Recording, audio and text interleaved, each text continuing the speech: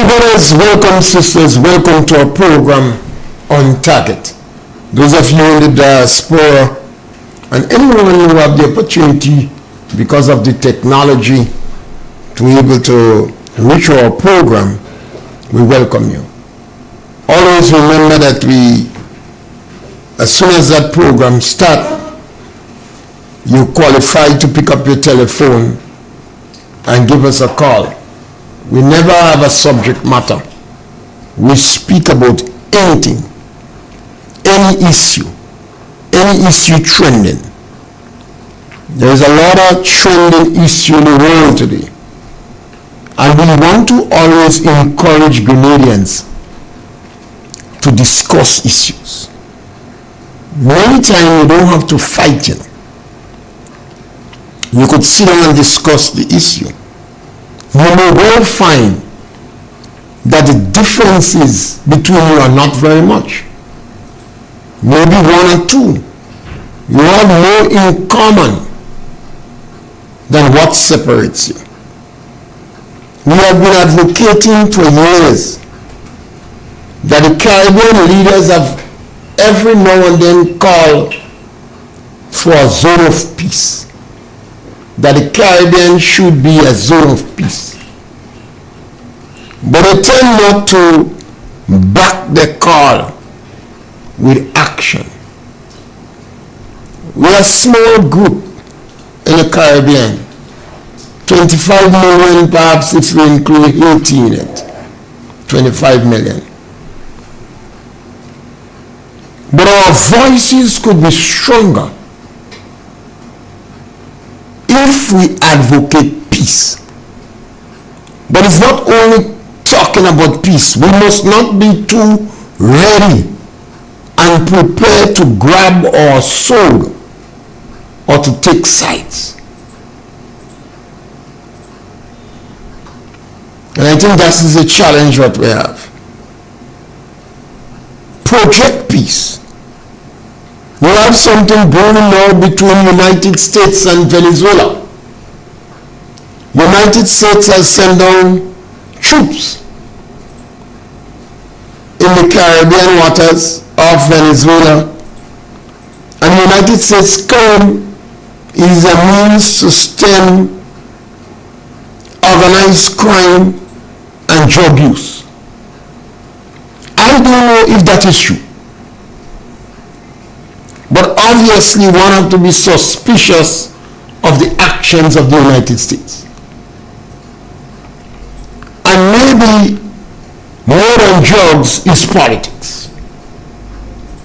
Venezuela has been very aggressive in the rhetoric, in the words against Guyana. And Venezuela doesn't seem to want to respect the international court.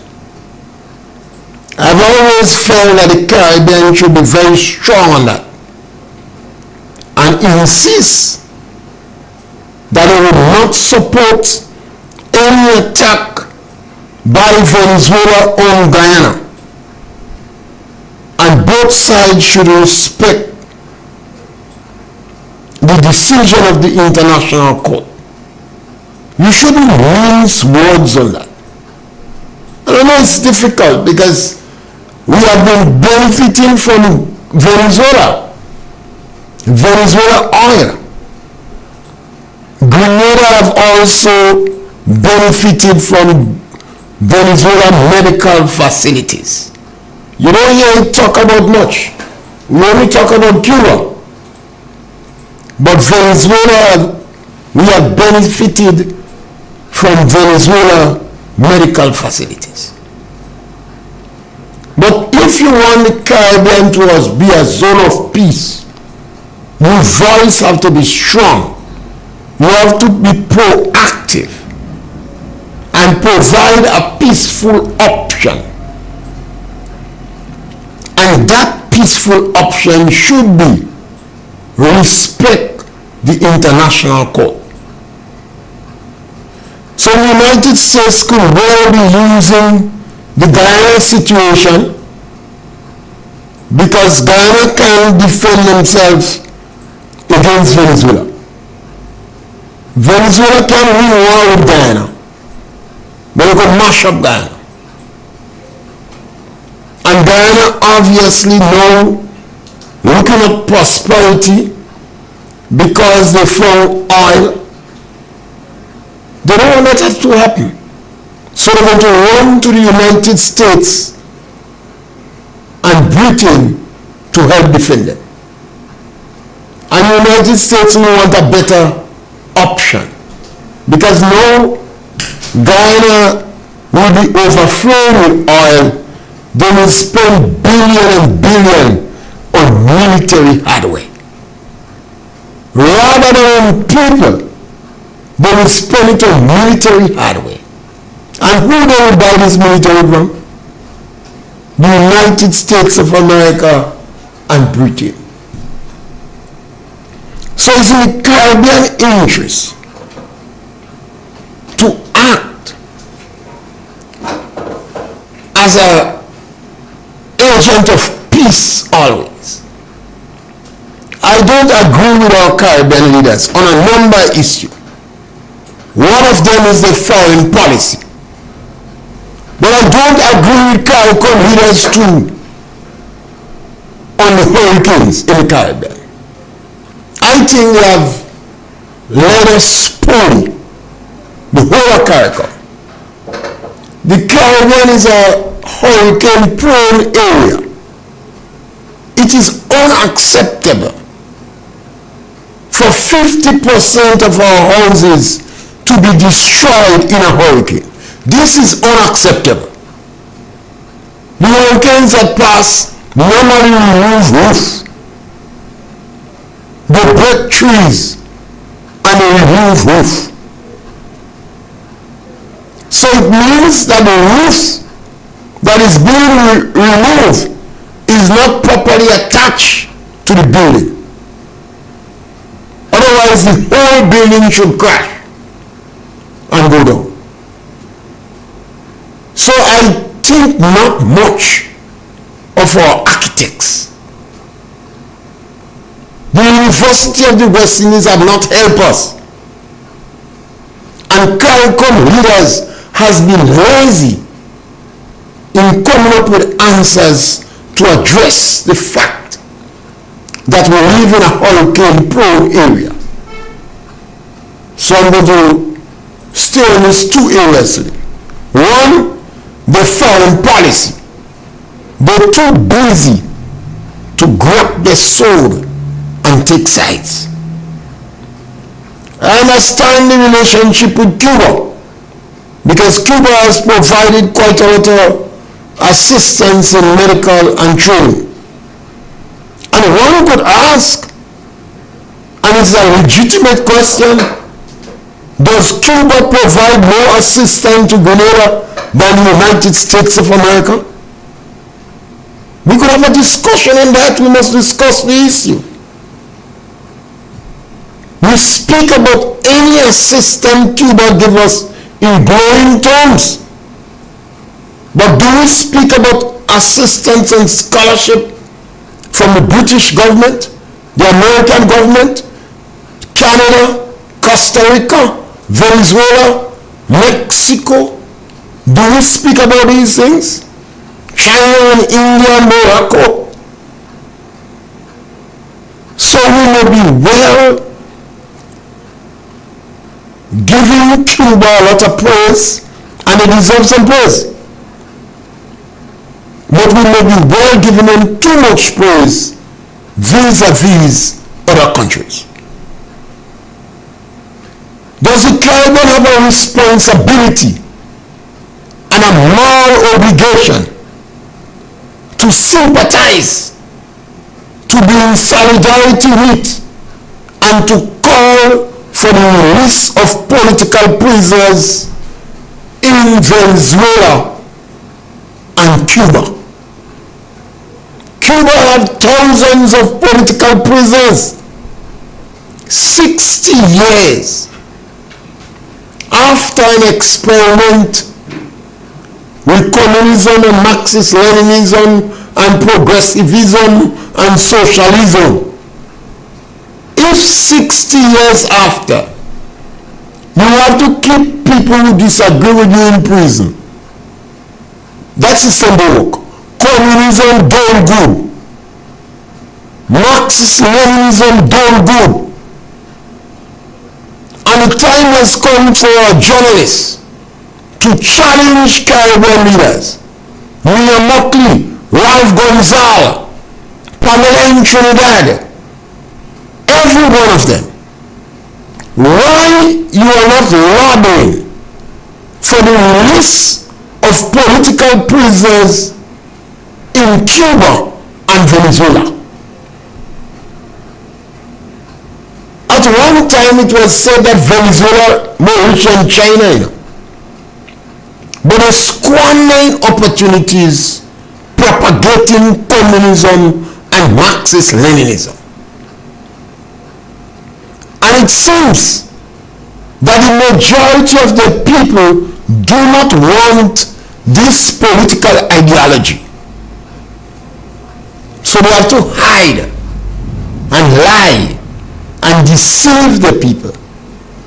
And when they get a chance in power, they have to jail the people. In fact, there is some school of thought that says once you have 15% of the population, you could control the rest. There is some school of political thought that says once you have 15% of the population, you could control the rest 85%.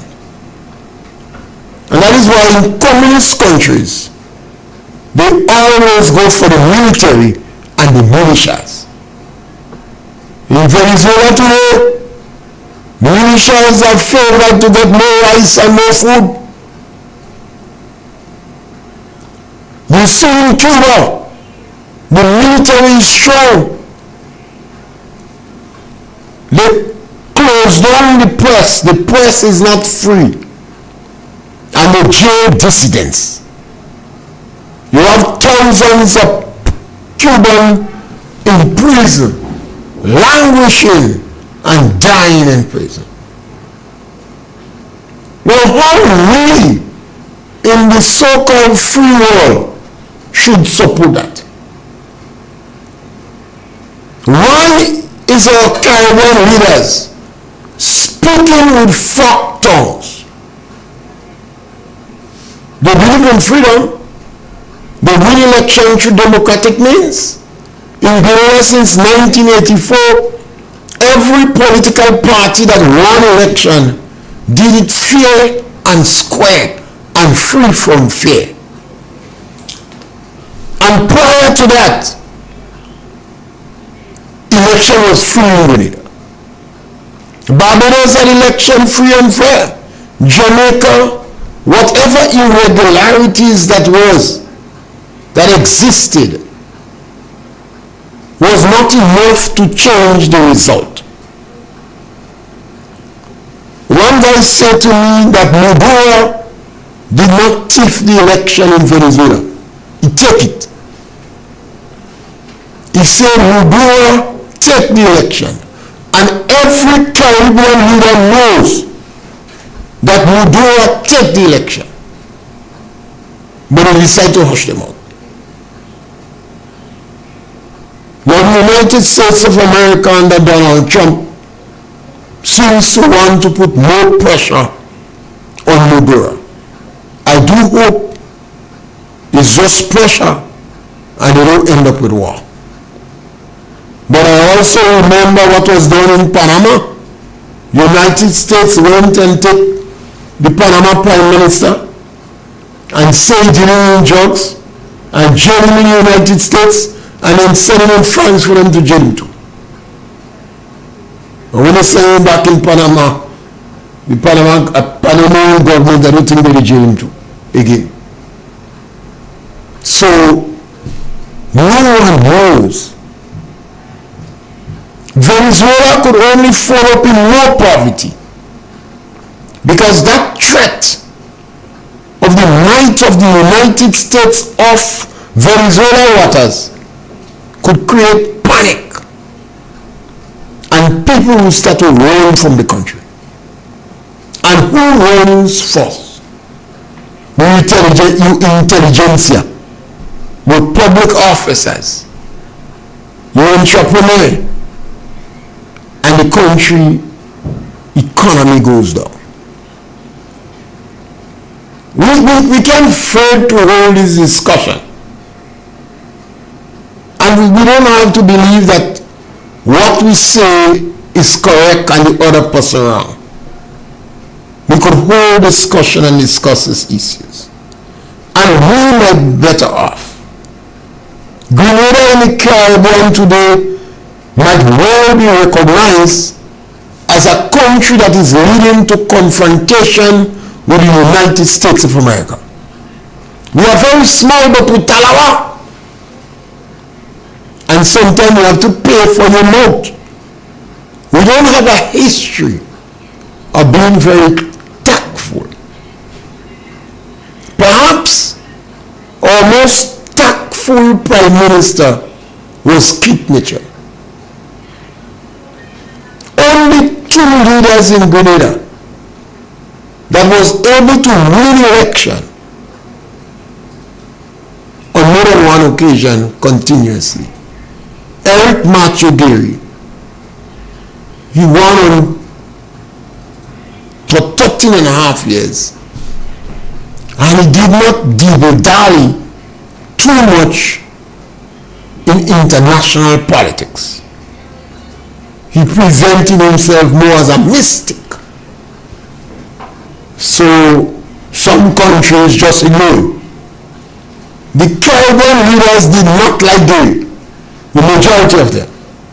Perhaps with the exception of Guyana, that was very supportive to Gary. Most of the other Caribbean leaders was university graduates, and they did not respect Gary perhaps for his intellect, because he was poor and black too, with the exception of Jamaica. But they did not see Gary in power together with them based upon the intellect. And Gary did not take much issue in international politics. And when the Federation came to naught, and the islands was begging Trinidad, lead it, because Jamaica pulled out. The US dollar was almost equal to the Jamaican dollar, or the Jamaican dollar was slightly higher. I think that was in 1962, 67, 68, 69. Then things started to go helter-skelter. They asked Trinidad to rule us, and Eric Williams said 1 from 10 is not. The political mathematical calculation that stunt the dreams and aspiration of a people that wanted to be united. Eric Gary called for little 8. The OECS countries, he said, let's go together and get independence together. And the then Prime Minister in Grenada said no, damn little 8. And St. Lucia and Ting did not agree. Although Guyana again encouraged them to go little 8. So that is why Grenada got independence first among the OCS countries, with brimstone and fire, because Grenadians' intellect was actively against independence. They say, how we go do it? We can make it. We small. If you heard bright people crying in frustration, and Eric Gary was steadfast that we could make it. The Grenada led the way. I always and continue to believe that the Caribbean have to seriously sit down and determine whether they're going to go together or they're going to pull their souls and backsides. Sometimes we like to talk about Africa, but Africa is not one country. Africa is 54 or 55 countries. You had a war in Rwanda where over 100,000 people were killed. 800,000 things within 100 days. And black people, they mark up the face to identify which one to kill. And that is putting it in a very simple form. So Africa is not one country. There are 54 countries. The Caribbean, it's easier for the Caribbean to sit down and unite. But we must prepare to face the truth. Communism don't go. The communists cannot face the people to tell them what is the plan. They always riding on a cars and they have to deceive the public, because no leader is going to stand up and say in Grenada, when we come in power, we go shut down the press. Maurice Bishop didn't say it. In fact, one of Maurice Bishop's strong arguments was freedom of the press. Gary had passed a law, I believe, that you have to deposit $20,000 in the treasury if you want to open a newspaper, because when you sue them, they don't know to pay. In a nutshell. And Maurice Bishop and then campaign, that is wrong. And immediately when they seize power, they shut down all press, they lock up Leslie Pay,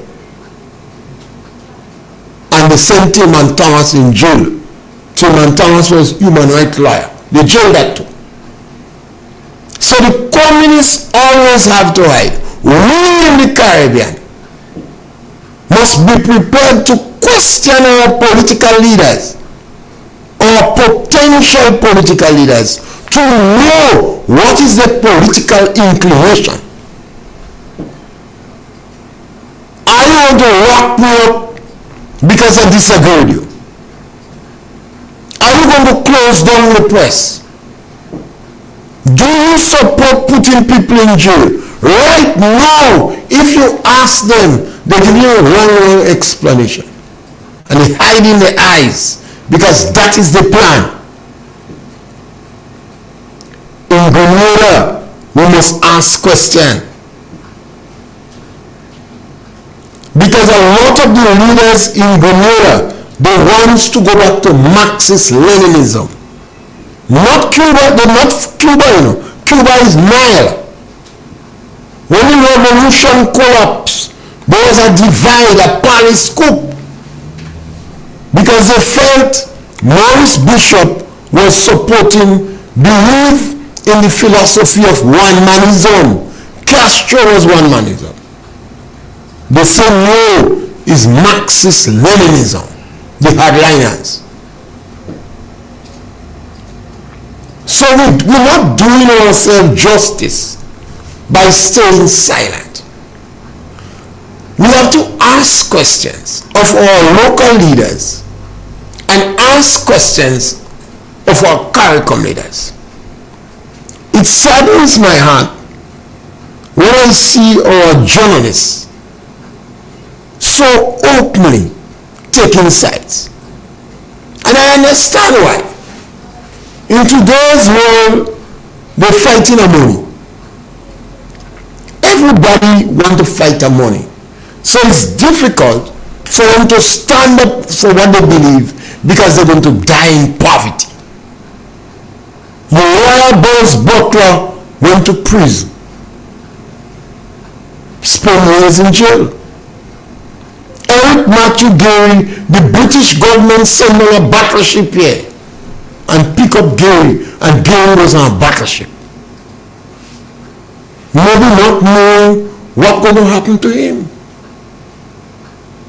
Other Caribbean leaders, I think Boland was arrested for demonstrating for civil rights. John Compton, they stopped him from drinking water in a pipe in Dunner. The villagers called and stopped him. They said, don't drink water in this pipe. But all new leaders, they're very tender. They're preoccupied with a gala life. And that is a formula for bribery. Anytime, go back in history. Anytime you see politicians and people who claim to be civil rights, like food and drinks and gala life, they're easy to bribe. They will sell out the cars. And they fear the scrutiny of the people. Now, if you is a shepherd, you must smell like the sheep. One of the first ways to detect if the people who want to represent you could stand the test of time, you have to know if they smell like the sheep. Our present group of politicians in Grenada and a number of countries in the Caribbean, they don't smell like the sheep. They want gala life. It means those who have money going to bribe them. They will sell you out. They will not seek your interest. And one of the ways you could find out that is to ask them questions. The dynamics is changing where journalism is concerned. Some of our professional journalists have already been in the pockets of those who have money. If somebody says that, you mustn't just jump to defend them. Because sometimes you don't know. You must ask questions. You must follow them. See what question they ask in the leaders. And then you're going to know they're genuine. Malcolm X. I want to like to quote Malcolm X.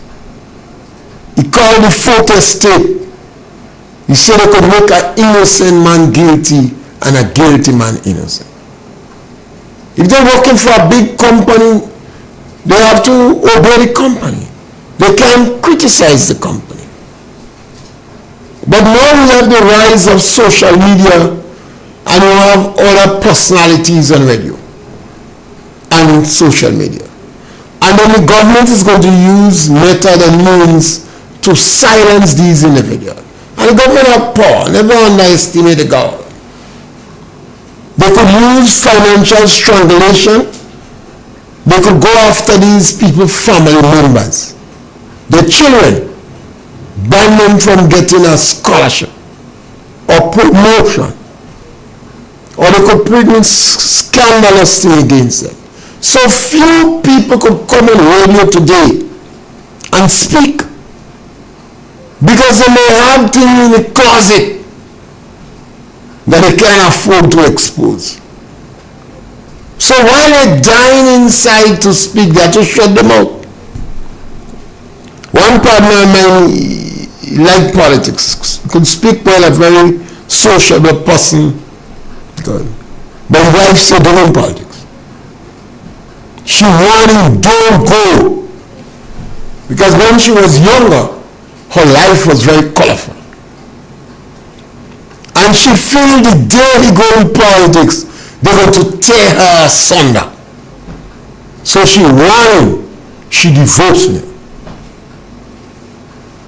Me and him, I had a long discussion with him. I said, I like you, woman. She have children for you. She's a good woman.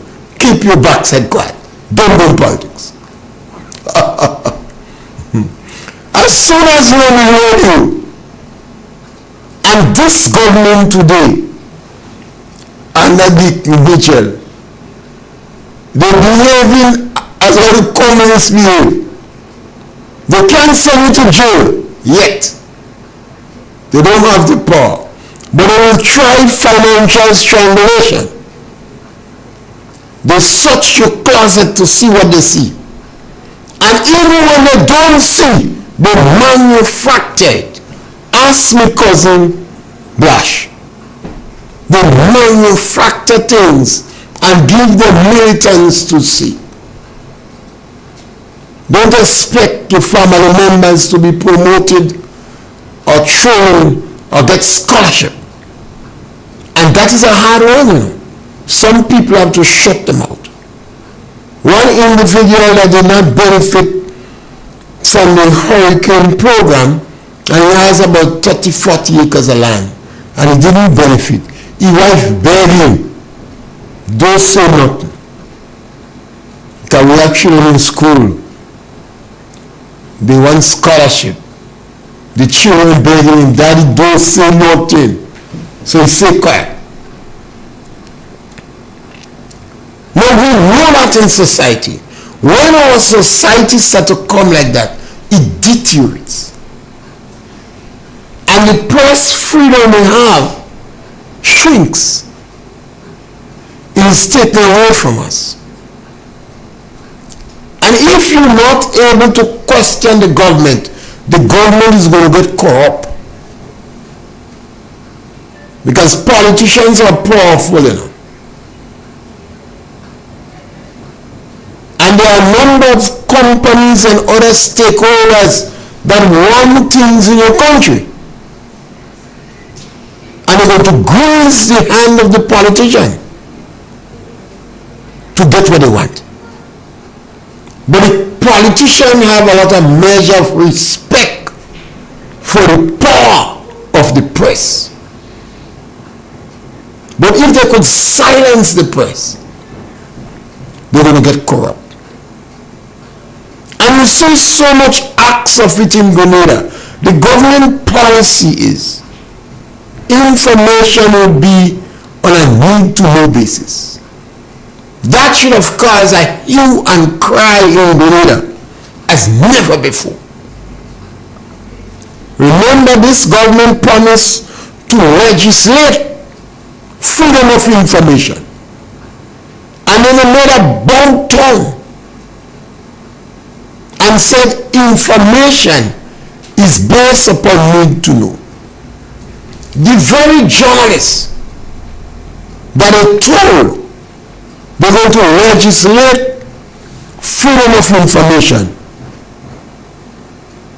is the very journalist that is quiet the most. And the word on the go is that they got encouragement money. Good relationship money, not encouragement. Good relationship money. So really people have to be careful. And one by Grenadians that was speaking every day, making a mountain out of a molehill, they are silent. And sometimes you can't blame them, you know.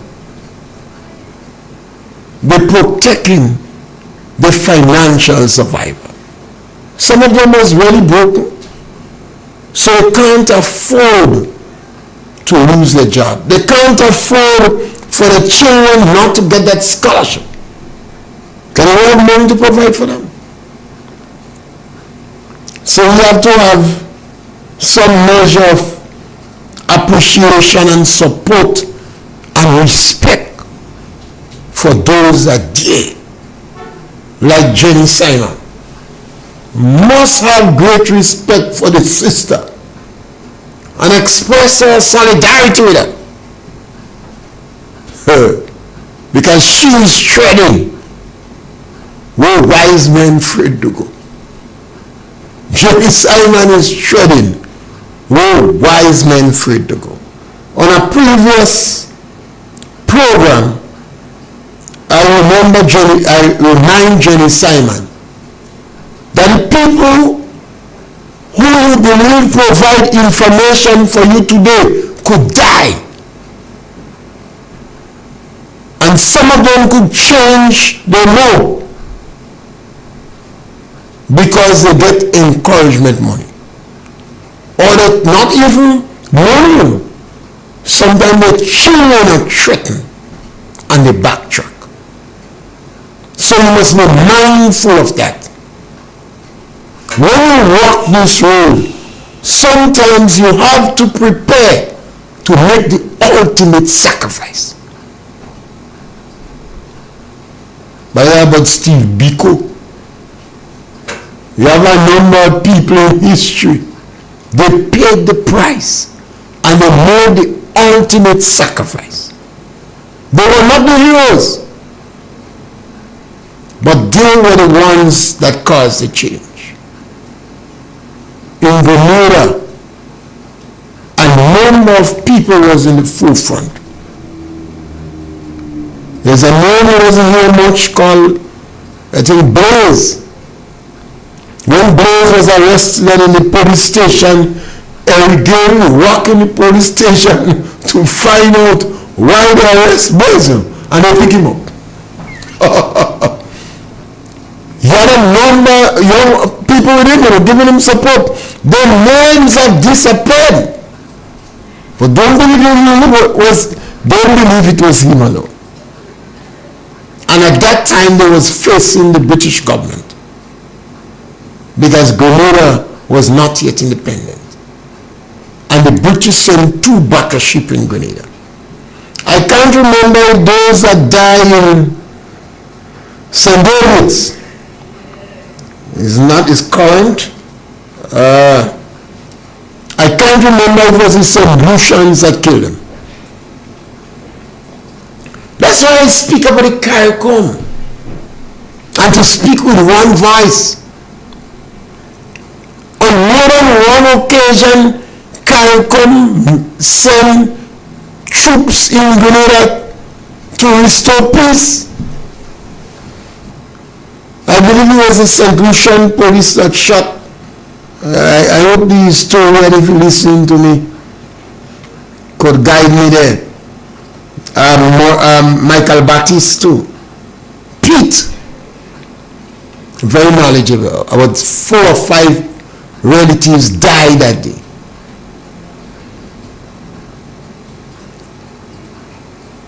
June 1983, we had Caribbean people come along again here. So when CARICOM, we must try to speak with one voice. We must promote peace. And we must make attempt to solve the problems that we have. And you could give me a call. While I was speaking, I forget to remind you that 4420175 is there for you to call. We don't run this program as just one man speaking. We want to hear your comment, and you don't have to agree with me on this program. You could always call and take a different position. I believe CARICOM leaders are not addressing the issue of the hurricane correctly. So I spend a time on that. No, in Grenada, you're not doing a good job. We are coming at the end of August and September, remember. That is the month that Grenadians dread the most. Although we had one of the hurricanes in July, I believe, and July. But September is the one that we dread the most.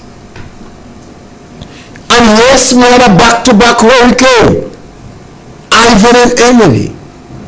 So we could have Beryl and another one. Beryl did damage to Carriacou, St. Patrick's in the north, and the other areas were slightly damaged. No big thing to talk about. The government got $118 million 14 days after the hurricane. And that is a government that came in power on the 23rd of July, on the 23rd of June. And they claimed they had over 500 million in the treasury. And they got 100 million from Saudi Arabia. And they sold passport and they said they get $1 billion from that. Plus they must get some local money all around the place. But the government claimed that the Indian revenue was collecting more money than was projected. The government had no cash flow problem. Any cash flow problem the government have is manufactured because of bad management. But here we are in the hurricane season again. What advice, what community, what information we getting from magma to help the people whose houses did not fall, to prevent it from falling? What information, what the government is doing to look at government buildings that is being used as shelter, to look at it, to see what could be done to strengthen weak spots. For instance, you may have two-sheeter galvanized that raise up. You may have spouting that unhook. What the government is doing about that? That is what should be paying attention now, because you have a massive organization with a long history, NAGMA.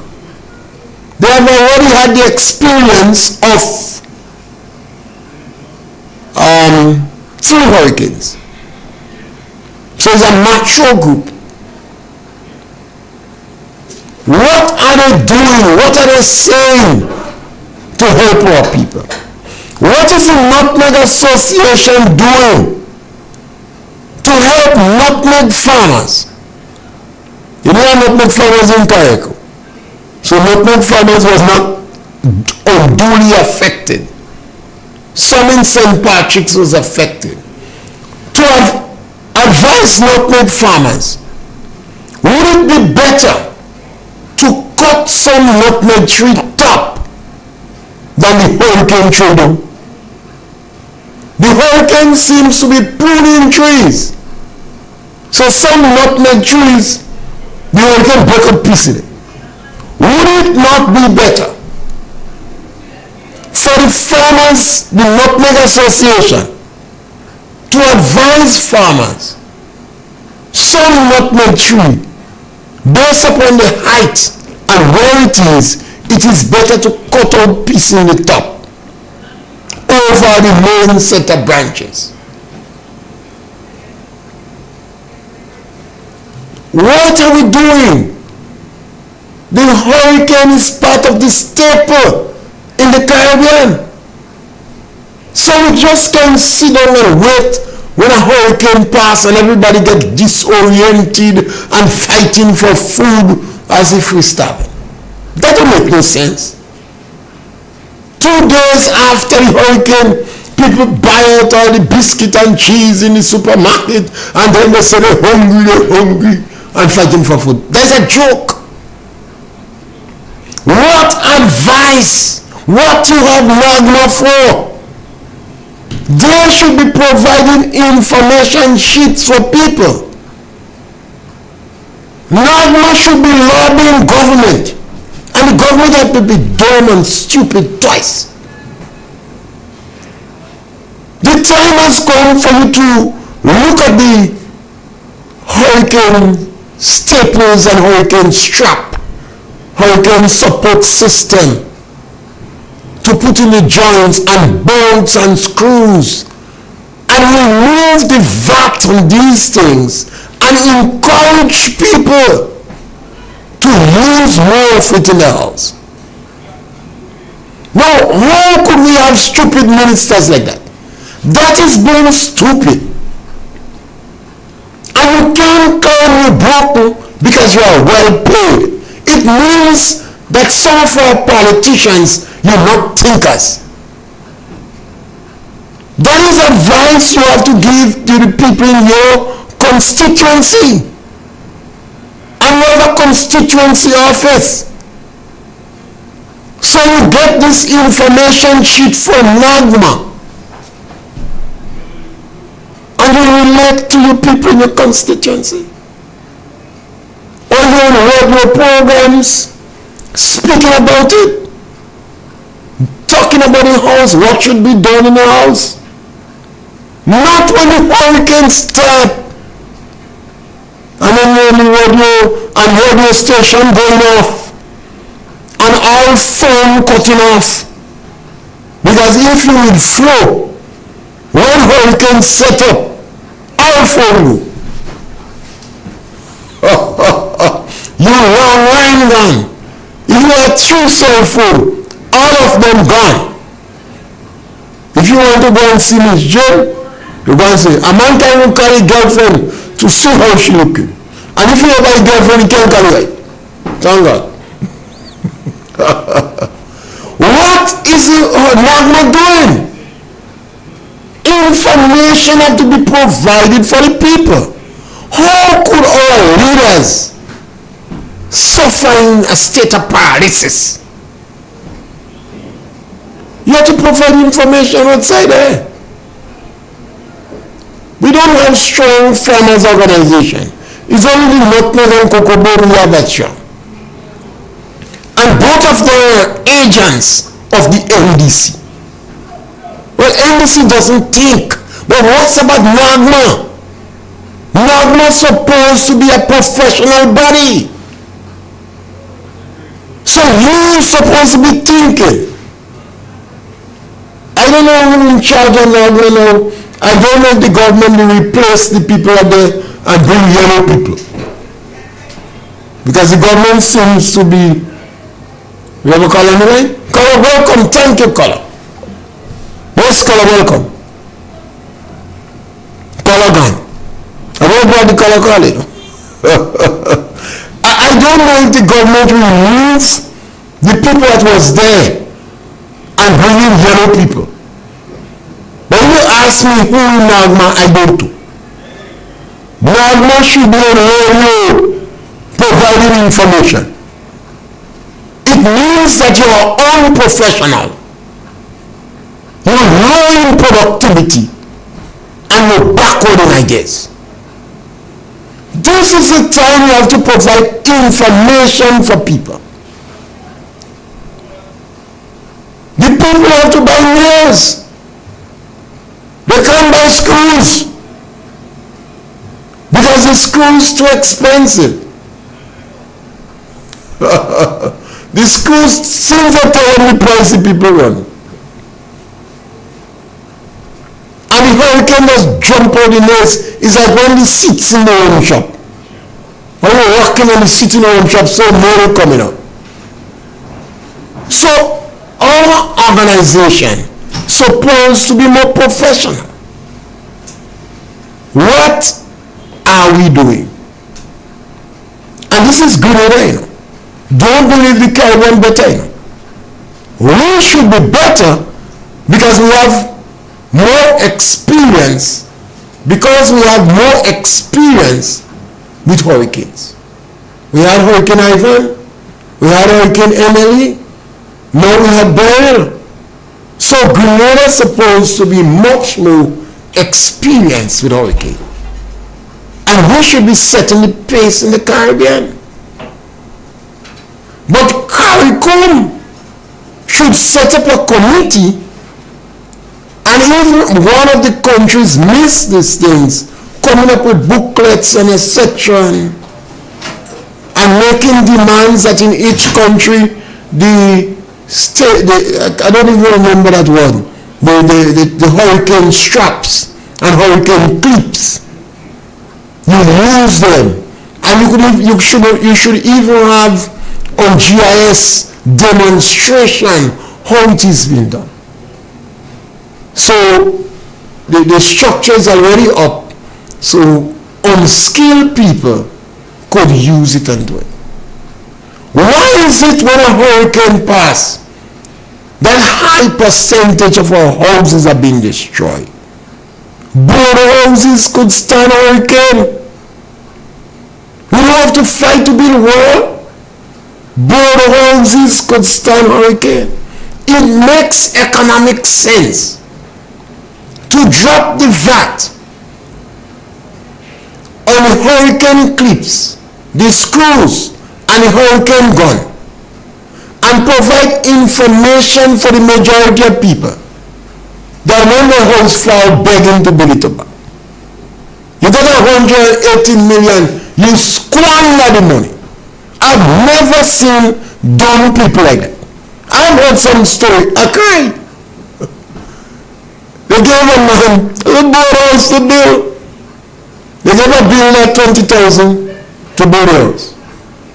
And then they give an electrician a contract, I don't know how much, to put electrical. And then they give a plumber a contract to do the plumbing. And then they give a painter a contract. This is monetary. I mean, why we making this economic blunders? Is it because the government got 500 million plus when they win election, 100 million from Saudi Arabia, 180 million from Bail, the hurricane insurance scheme, 1 billion from selling passport, and the Indian revenue were collecting more money than was projected. So you end up with a lot of money, so you squander it. As if you're taking coke. As when stupid children inherit parents' money, they go to Las Vegas and gamble. How our people could be so dumb? And we have so much of bright people in NDC with plenty certificate. They're not afraid to remember to tell you how dumb or stupid you are. They like to tell you that. Ask my cousin Blash. They like to remind you with our sense. How you could make mistakes and blunders like that? How? Even if you're corrupt, you don't belong to a pair of common thieves. You could be a little bit more sophisticated with your corruption. How could you do that to the country? And while you're doing that, you're not doing anything to provide more information for our people that are better able to stand up against the hurricane. While you're doing that, you need to strengthen the medical facilities in the north. You had St. Patrick's and Grove. You have to strengthen the medical facilities there. So even if you have serious slides and damage in the country, at least you have medical facilities in the extreme end. Why is it those who know not advising this bunch of political neophytes of these rudimentary blunders that they are making? Somebody have to advise them. They don't know. They genuinely don't know. They get confused. You see, they're so greedy. When I see all this money, they stop think. They're not thinking anymore. And the organization like NAGMA, I don't know if they maintain the same head in NAGMA. But if they make the changes, then you understand why. This government making rudimentary mistakes. The government established a new ministry, NIT. And they put a new minister. And they put a new PS. Well, that is a formula for trouble. Every time you have a new minister, you have to have an experienced PS. How you could be so stupid? And that is why I am slightly disappointed in Dennis Cornwall, because Dennis Cornwall is supposed to tell you, if you have a new minister that does not understand the working of the ministry, that new minister must be given an experienced PS. Sometimes the PS had to tell him, Mr. Minister, sit down, let me give you a good advice. You can't go and take money and give people before they do the work, Mr. Minister. It has happened before. How could we have Dennis Connell, Lennox Andrew, the sister in housing, the Andrew in education, all of them are public officers, and And they ought to know that if you have a new ministry and a new minister, you must give them an OPS. Because they don't know. They never functioned in ministry before. I mean, this thing is rudimentary. Then when you destroy the status quo, it's taking decades to bring back this country. And you're signing contract about to go and sign contract for new hospital and we don't know what else you're selling. Because I said there is a third party directing of foreign affairs. For every day that comes, you see evidence that those individuals we have in power, they don't know. And because of the greed and the extravagant life, they don't have the time to sit down and learn. They don't have the time to sit down and learn. And the only person I believe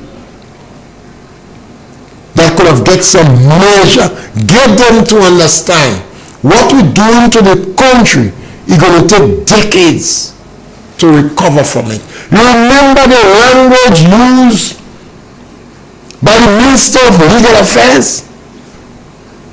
Will cause serious trouble. And she found serious wasn't serious enough. She said irreparable damage.